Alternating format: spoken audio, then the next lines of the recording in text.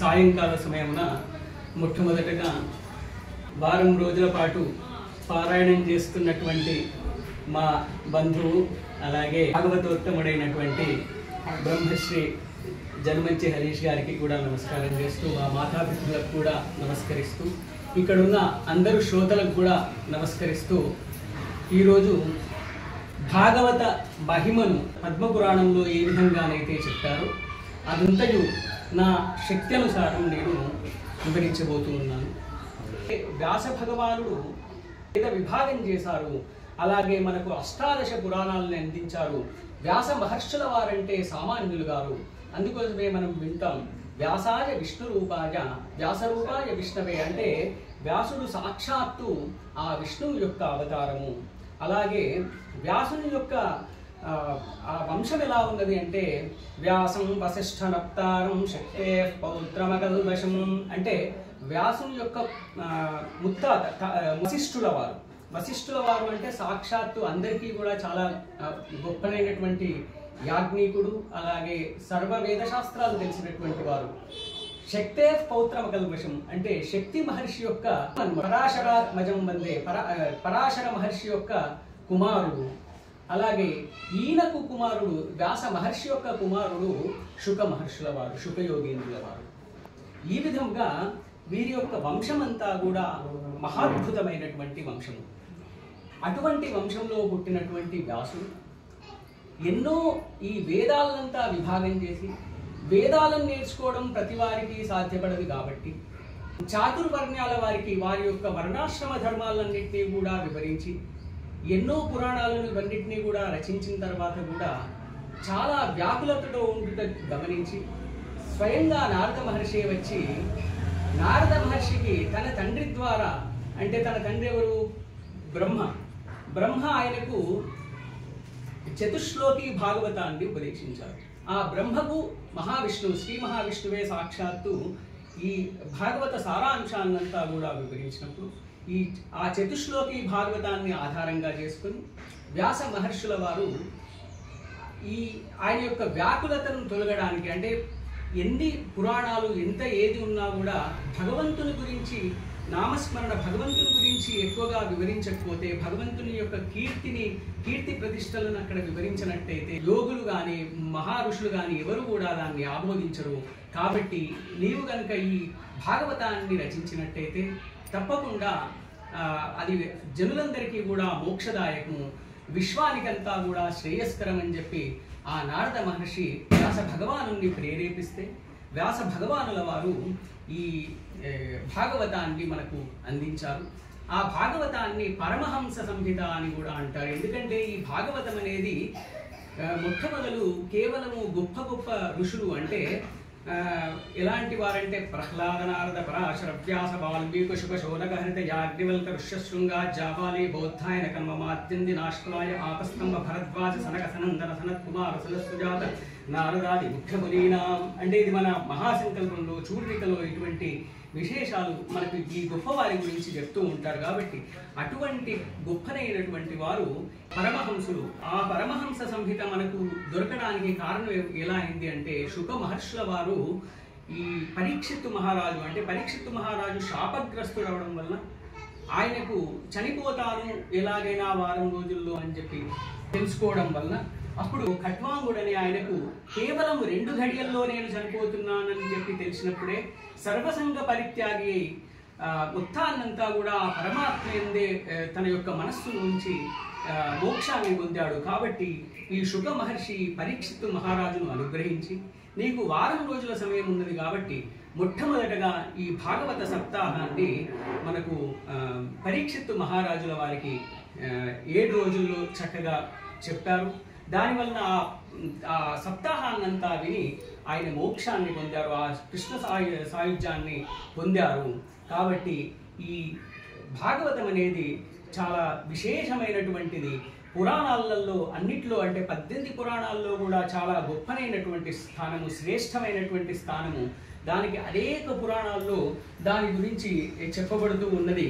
సర్వవేదాంత సారంభి శ్రీమద్భాగవతమిష్యతే తద్రసామృత తృప్తస్య నాణ్యత్ర స్యాద్రతి క్వచిత్ అని చెప్పి చెప్తున్నారు. అంటే సర్వవేదాంత సారం, అంటే సకల వేదాలను అర్థం చేసుకోవడం అంటే సామాన్యులకు చాలా కష్టం. ఎందుకంటే వేదము అధ్యయనం చేయడమే కష్టం. వేదాన్ని అధ్యయనం చేసిన తర్వాత దాని అర్థం తెలియాలంటే దాని యొక్క ఛందస్సు తెలియాలి, వ్యాకరణం తెలియాలి, దాని యొక్క తర్కము, మీమాంసం, ఇలా అనేకమైనటువంటి శాస్త్ర పరిజ్ఞానం ఇదంతా ఉంటే తప్ప మానవులు దాన్ని అర్థం చేసుకోలేరు. కాబట్టి దాన్నంతా కూడా అంటే శృతి తర్వాత కొంచెం సులభంగా అర్థమయ్యేందుకు మనకు స్మృతి తర్వాత పురాణాల తర్వాత ఇతిహాసాలు అంటే మనకు మహాభారతము, రామాయణము ఈ విధంగా మనకు అందించారు మన ఋషులు, మునులు. వీరంతా కూడా మనకు వారి యొక్క దివ్య దృష్టితో మనకి ఇవన్నీ కూడా అందించారు. కాబట్టి మనకు ఈ ఉన్న పురాణాలన్నింటిలో కూడా వేదాంత సారం అంటే ప్రస్థానత్రయం అంటే ఉపనిషత్తులు, భగవద్గీత, బ్రహ్మసూత్రాలు ఇవన్నీ కలిస్తే ప్రస్థానత్రయం అంటారు. ఈ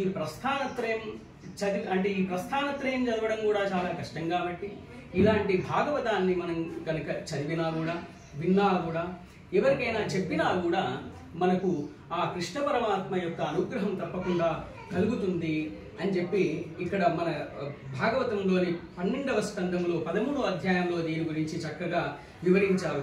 తద్రసామృత తృప్తస్య అంటే ఆ భాగవతాన్ని చదువుతూ ఉంటే దాని వల్ల కలిగే ఆనందము, ఆ భాగవత రసాన్ని మనం ఒకసారి రుచి చూసినట్టయితే ఇంకా మనకు దేనిపైన కూడా మనకు వేరే వాటిపైన మోహం అనేది కలగదు అని చెప్పి కూడా చెప్తూ ఉన్నారు. అలాగే గరుడ పురాణంలో ఏమన్నారంటే అర్ధోయం బ్రహ్మసూత్రాణం అంటే బ్రహ్మసూత్రాల యొక్క అర్థమంతా కూడా ఈ భాగవతంలోనే ఉన్నది.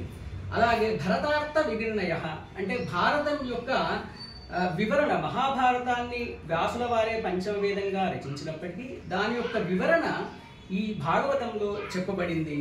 అలాగే గాయత్రి భాష్య రూపోస్య అంటే గాయత్రి మంత్రం యొక్క భాష్యము కూడా దీంట్లో చెప్పబడింది. అలాగే వేదార్థ పరిబ్రహ్మిత అంటే వేదార్థమంతా కూడా దీనిలో ఇమిడి ఉన్నది. గ్రంథ 18,000 అని అంటే ఈ గ్రంథము 18,000 అంటే 18,000 శ్లోకాలతో విరాజిల్లుతున్నది. అటువంటి ఈ భాగవతంలో మనకు 12 స్కంధాలు, 333 అధ్యాయాలు, 18,000 శ్లోకాలు. అందుకోసమే దీన్ని శ్రీమద్ భాగవతే మహాపురాణి అని చెప్పి మనం దీన్ని మహాపురాణంగా అభివర్ణిస్తూ ఉంటాం. అలాగే పద్మపురాణంలో చెప్తున్నారు, పురాణేషు తు సర్వేషు శ్రీమద్ భాగవతం పరం ఎత్ర ప్రతిపదం కృష్ణో గీయతే బహుదర్శిభిః అని చెప్పి చెప్తున్నారు. అంటే పురాణేషు తు సర్వేషు అంటే అన్ని పురాణాల్లో చూసినట్టయితే శ్రీమద్ భాగవతం పరం, శ్రీమద్ భాగవతం అనేది పరమమైనది, అత్యంత ఉత్తమమైనది, శ్రేష్టమైనది. ఎత్ర ప్రతిపదం కృష్ణో దానిలో ఉన్న ప్రతి పదము కూడా భాగవతంలో ఏదైతే ఈ ప్రతి శ్లోకంలో ఉన్న పదము కూడా ఆ కృష్ణుని గురించి మాత్రమే వివరిస్తూ ఉన్నారు అని చెప్పి కూడా చెప్తున్నారు. మళ్ళీ అందుకోసమే శ్రీమద్భాగవతం పురాణమమలం యద్వైష్ణవానాం ప్రియం యస్మిన్ పారమహంస్యమేవ మమలం జ్ఞానం పరంగీయతే యత్ర జ్ఞాన విరాగ భక్తి సహితం నైష్కర్మ్యమావిష్కృతం తచ్శృణ్వన్ ప్రపఠన్ విచారణపరో భక్త్యా విబుచ్ఛేన్నరః అంటే ఈ శ్రీమద్భాగవతం పురాణమమలం అంటున్నారు. పురాణమమలం అంటే పురాణాల్లో అమలమైనటువంటిది, అంటే ఎటువంటి మచ్చలేనటువంటిది, చాలా శ్రేష్టమైనటువంటిది. యద్వైష్ణవానాం ప్రియం అంటే వైష్ణవులు అంటే విష్ణువు యొక్క భక్తులకు చాలా ప్రియమైనది. యస్మిన్ పారమహంస్యమేవ మమలం అంటే పరమహంసులు ఇంతకుముందు చెప్పినటువంటి గొప్ప వారంతా కూడా వారు జ్ఞానం గురించి ఈ భాగవతాన్ని అనుసరిస్తూ ఉంటారు. తత్ర జ్ఞాన విరాగ భక్తి సహితం అంటే ఈ భాగవతాన్ని వల్ల మనకు భక్తి జ్ఞాన వైరాగ్యం అనేది మనకు చాలా చక్కగా వివరించబడి ఉన్నది. అలాగే తత్ శృణువన్ అంటే విన్నా కూడా, సుపఠన్ అంటే చక్కగా పఠించినప్పటికీ కూడా, దాని గురించి విచారించినప్పటికీ కూడా, తత్ శృణ్వన్ ప్రపఠన్ విచారణపరో భక్త్యా విముచ్ఛేన్నరః అంటే ఆ భక్తులకు మోక్షం అనేది తథ్యము అని చెప్పి దీంట్లో చక్కగా వివరించబడింది. అలాగే ఆది మధ్యావసానేషు వైరాగ్యాఖ్యాన సంయుతాః హరిలీలా కథావ్రాతం అమృతానందిత సత్సురం అని చెప్పి అంటే ఈ భాగవతంలో జ్ఞాన వైరాగ్యాలకు సంబంధించిన అనేక ఆఖ్యానాలు అనేవి దీంట్లో ఉన్నాయి. దీంట్లో ప్రతిదీ కూడా హరిలీల కథామృతం, అంటే హరి యొక్క లీలలు, శ్రీహరి యొక్క లీలల గురించే చాలా చక్కగా చెప్పబడింది అని కూడా చెప్తున్నారు. క్షేత్రాణం చైవ సర్వేషాం యథా కాశీహ్యనుత్తమ తథా పురాణ వ్రాతానాం శ్రీమద్ భాగవతం ద్విజ అని కూడా చెప్తూ ఉన్నారు. అంటే క్షేత్రాల్లో మనకు కాశీ ఎంత శ్రేష్టము, నదుల్లో గంగా నది ఎంత శ్రేష్టము, విష్ణు భక్తుల్లో ఆ పరమశివుడు ఎంత గొప్పనైనటువంటి వాడు, పురాణాల్లో భాగవతం అంత శ్రేష్టమైనది అని చెప్పి కూడా చెప్పబడి ఉన్నది. అలాగే స్కంద పురాణం చూసినట్టయితే శ్రీమద్ భాగవతం శాస్త్రం ఎత్ర భాగవతైర్యత కీర్త్యతే శ్రూయతే చాపి శ్రీకృష్ణస్తత్ర నిశ్చితం. అంటే శ్రీమద్ భాగవతం ఎక్కడైతే ఉంటుందో అక్కడ తప్పకుండా భగవంతుడు అక్కడ ఉంటాడు. భాగవతాన్ని ఇక్కడ వారం రోజులుగా సప్తాహ కార్యక్రమంగా హరీష్ గారు పఠిస్తూ పారాయణం చేస్తూ ఉన్నారు. కాబట్టి అంటే ఎక్కడైతే శ్రద్ధగా ఈ పారాయణం జరుగుతూ ఉంటుందో అక్కడ తప్పకుండా శ్రీ మహావిష్ణువు తప్పకుండా ఏదో ఒక రూపంలో ఉంటారు అని చెప్పి ఇక్కడ చెప్పబడుతున్నది. ఆయన గురించి కీర్తించిన, ఆయన గురించి విన్నప్పటికీ కూడా శ్రీకృష్ణస్తత్ర నిశ్చితంగా ఆ శ్రీకృష్ణ పరమాత్ముడు ఇక్కడ ఉంటారు. అనేక జన్మ సంసిద్ధ శ్రీమద్భాగవతం లవే ప్రకాశో భగవద్భక్తే ఉద్భవస్తత్ర జాయతే అని చెప్పి అంటున్నారు. అంటే అనేక జన్మ సంసిద్ధ అంటే ఈ భాగవతం వినాలి అంటే ఏదో మనకి ఈ జన్మ లభించింది అంటే మనకు ఎన్నో జన్మల్లో మానవ జన్మ లభించడమే చాలా దుర్లభమైనటువంటిది.